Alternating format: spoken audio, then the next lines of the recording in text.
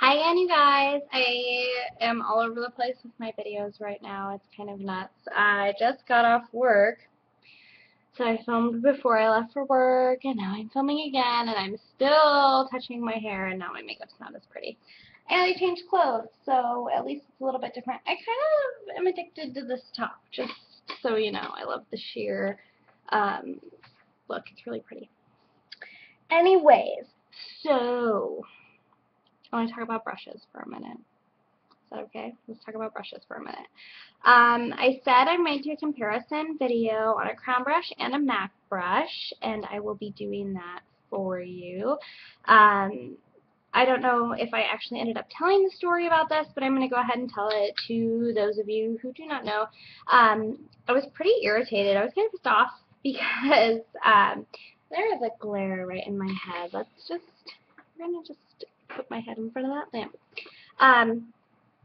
I went to MAC to get a concealer, wound up with the Studio Finish concealer. Like I said, I hate it. It's drying and cakey and disgusting. But I wanted to get a dual fiber brush to apply it with because I love to apply my liquid products with dual fiber brushes. So I was like, okay. I mean, obviously I have a lot of MAC brushes. I've used them for a really long time now, and I love them. The quality is just superb. It's hard to find comparable items anywhere else. So I got the MAC 286. It looks like this. I just washed it, so it's a little wet. And you can see the number there. It's upside down because I suck. Let's do it this way. MAC 286.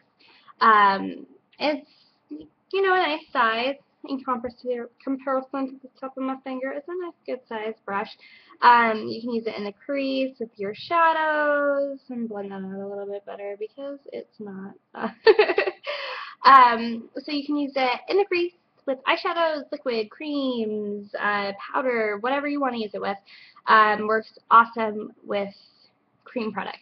So I've been applying my hated concealer with it, and I'm using it for spot treatment now instead of for under eye because even though the gal at MAC recommended it to me for under eye, it doesn't show. And I want to use it up because it was expensive. Anyways, back to this brush. So this was $34. It was a little pricey for a brush. Yes, I know it's going to last me forever and ever. But it was $34. I bought it. Whatever. And then I was on Outlook the same night after I'd already used it, decided I loved it, wanted to keep it, and crown brushes were on sale. And there was a set of 3 for $9. I only have 2. The other one I gave away. I didn't like it very much. And so it was a set of 3. One of them happened to be a dual fiber crease brush. And it looks like this. This one's also wet right now, so you can't really get a good idea of how fluffy it is. This is a C429DLX dual fiber crease brush. Let's get it to focus there. And then I'm trying to quit smoking so you can see I've over glittered my nail. Anyway, so 3 for $9. Come on. I was a little pissed off because I get this in the mail 3 months later because Outlook takes forever to ship. So I'm sold on the MAC one. I didn't even think I was going to like the crown one, and I love it. They're virtually the same brush. If you look at them side by side, you'll notice that the MAC one, which is going to be on my right, probably on your left, is a little bit fluffier at the base and a little less tapered. Now, if you look at them this way, maybe this way, okay, look at them this way. The density on them, virtually the same. As far as the light fibers and the dark fibers, they're both meshed the same. They work the same quality. The ferrule on the crown brush is nice and sturdy. Actually, the ferrule on my MAC one is a little bit wiggly. It's a little bit longer, which I love a longer handle on a crease brush because if you just want a nice blended effect, you want to hold it as far out as possible because that way you're not adding so much pressure. You're letting the brush do the work for you.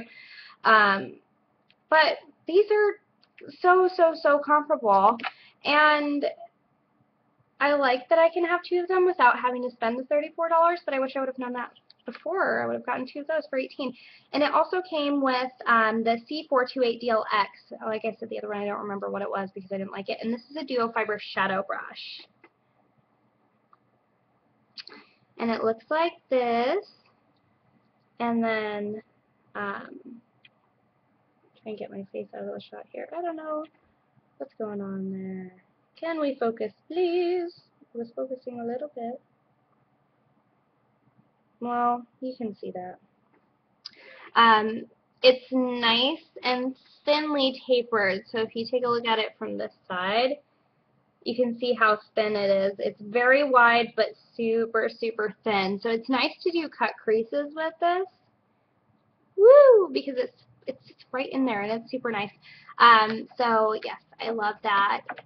Overall, I mean, these are the only two brushes I have used from Crown that, I mean, I can say in my entire existence, and I would say the quality is definitely comparable to MAC. Of course, I can't speak for every brush, but the ones that I have, I love. So if you're looking for an affordable alternative to MAC brushes, or you feel like, yeah, I can't spend the money on it, even though I will say, totally worth it. You're going to invest $34 in something that's going to last you for a few years. It's not a big deal. In hindsight, you're going to be like, oh, I paid money for this? I use it every day. Not a big deal. It's just like your shampoo and conditioner. When you're using good tools, your makeup's going to look so much better. If you do not like to spend the money on the makeup, spend the money on the tools. I mean, I can say just down to tweezers, Tweezerman tweezers are so much better than stuff that you're going to get at the drugstore. It's just like certain things, the tools, you want to be able to have what you need in order to have a good application. What else can I say? It's just the way it is. Because you can have an eyeshadow that is really powdery or really like lightly pigmented, but you get it on a really fluffy dome brush and you can work it in there really well until the pigment really sticks to your skin. So it's just something that if you want to go one way or the other, go for the tools. The makeup's not that big of a deal because I use a lot of eyeshadows from the drugstore too. So, and when it comes to foundation, you want to have a good foundation brush, especially if you're using a more or less thin or even thick foundations. If you're using too thin or too thick of a foundation, it's a little watery or it's a little cakey.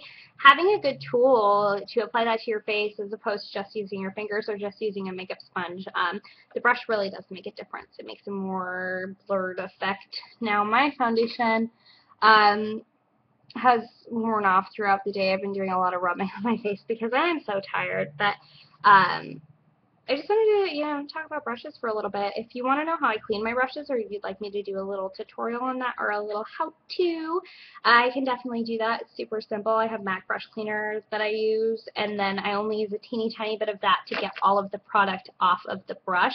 And then to clean and preserve the color of the brushes, I like to use a scent-free soap.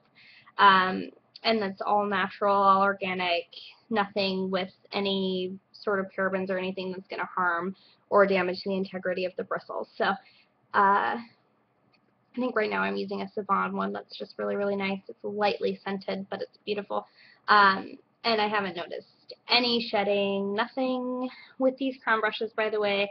And that's, like, the density on that is superb. It's just springy and wonderful. Anyways, I love you guys. I'm actually going to film more videos now, so you're going to have 6 or 7 or 8 of them to watch because Pat's working nights, like I said. So, I'm probably going to show you my painting that I did the other night, too, and I'm going to work on it a little bit because that's, like, lots of fun, and that's what I want to do. But, oh, yeah, hey, let me show you my necklace because it's pretty cool. I got it at American Eagle. It just says no, yes, no, yes, no, yes, and it's got like a little spinner on it. And so you say, are my YouTube subscribers the best in the whole wide world? Oh, I'm going to change it. It says yes. It said no, but it was lying. It's just a little trickster. Anyways, I love you guys. See you probably in a few minutes. Bye!